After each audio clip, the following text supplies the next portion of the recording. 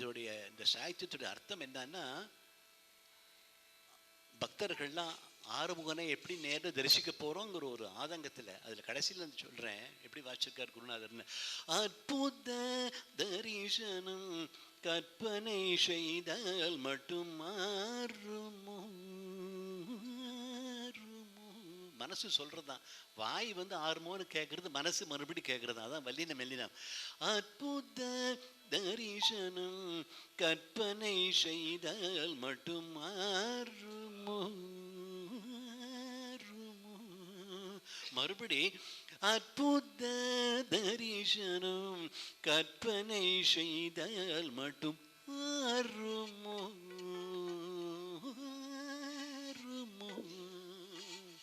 அதாவது வாய் ஆறுமோன்னு கேட்குறதா, மனசும் மறுபடியும் கேட்குறதா. அந்த இன்னர் வாய்ஸ்னு சொல்கிறோம் இல்லையா, மைண்ட் வாய்ஸ்.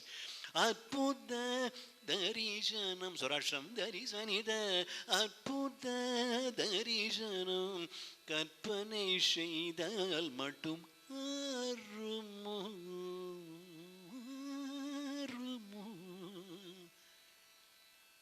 இது ஒரு சங்கீத பாணி.